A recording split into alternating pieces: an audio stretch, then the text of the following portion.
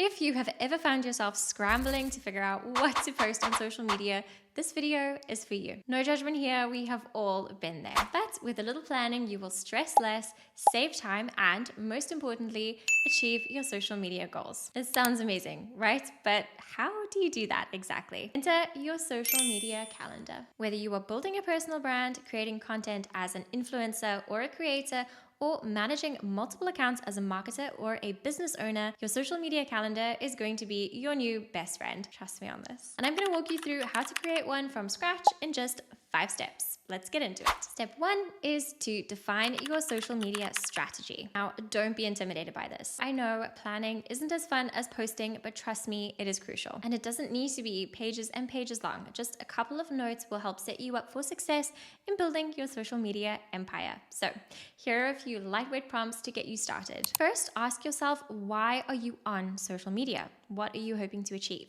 Who is your target audience? Who are you trying to reach? What content do you think is going to resonate with them the most? Which platforms are you going to focus on? Or rather, which platforms is your target audience most active on? How often are you going to post on each platform? Jot down your answers and use this roadmap to help guide you in all of your social media efforts. And if you don't know the answers right now, don't stress. The point here is to make educated guesses. The more you post, the more you'll know. Now, if you'd like to dive deeper on your social media strategy, I'm going to link to our comprehensive social strategy guide in the captions below. It's definitely worth checking out if you are completely new to social. Now, this strategy can and should change as your social media presence evolves. As you start posting, you will figure out what works and what doesn't. So do be sure to visit this strategy often and refine and tweak things. Step 2 is to choose your social media calendar's home. By that I mean, what are you going to use for your social media calendar? Now, this could be as simple as just writing things down in a diary, on a piece of paper, or using a spreadsheet. There is no right or wrong place for your social media calendar to live.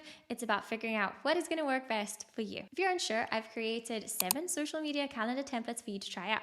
You'll find the link in the caption as well. Now, there might be no right or wrong place for your social media calendar to live, but there are some systems that are more efficient than others. Obviously, my favorite place to house my social media calendar is in Buffer. Now, there are a host of different reasons that I choose to do this, but the primary one is because not only can I plan my content in Buffer, I can get it scheduled too. Doing this in one place means you won't have to copy and paste your posts and media from your planning tool to the social media platforms. It also means you won't have to manually post your content and manually cross-post to multiple platforms. Seriously, if you are looking to work smarter, not harder, this is the way. If you do opt to use Buffer, you can sign up for your free account via this link. It's in the caption below as well. You can connect up to 3 social media channels without paying a cent forever, or you can test out one of our paid plans for up to 14 days. Getting your calendar set up is as easy as creating your account, clicking connect channels, and then logging in to your social media platforms of choice. Step 3, brainstorm content ideas. Now for the fun and also tricky part, coming up with content. That means getting any and every content idea you have down, whether it is a fully formed post, a photo, a video, or just a couple of sentences to remind you of an idea that you had. No matter how half-baked it is,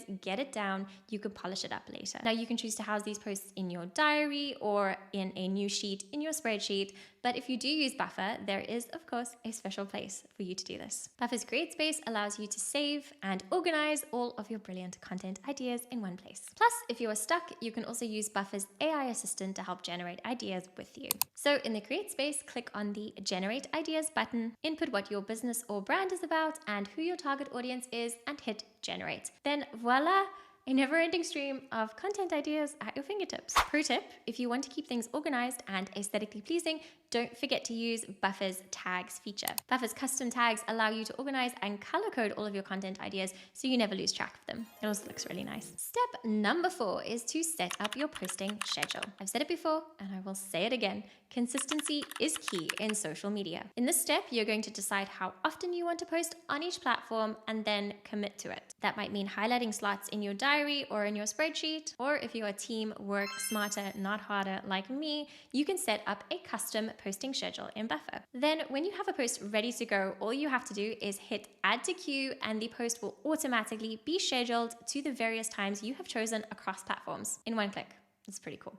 To set up your posting schedule in Buffer, choose the channel you want to tweak, then select the little gear icon, and from there, posting schedule. Here you can add or remove slots or change your time zone and a whole lot more. Step 5 is to start scheduling your posts. With a healthy bank of content ideas saved and your posting schedule ready to go, it's time to start filling up that calendar. If you're using a spreadsheet or another tool, you'll likely need to copy and paste your posts from there onto the social media platforms, which is totally fine. If you're using Buffer, it's as simple as taking your ideas from the create space and scheduling them out to various slots in your calendar. And if you're not 100% sure of a post, you can schedule it as a draft. I find that it really helps to have my drafts scheduled in my content calendar, both as a forcing function to get me to actually share the post, but also as reminders on days that I know I need to share something specific. Don't worry though, your drafts will not be published unless you actively go and set them to do so.